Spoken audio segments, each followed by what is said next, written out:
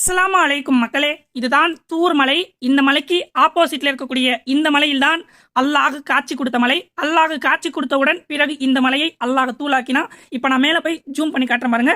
இந்த மலையுடைய நிறமும் தோற்றமும் பார்த்தீங்க அப்படின்னா ரொம்ப வித்தியாசமா இருக்கு.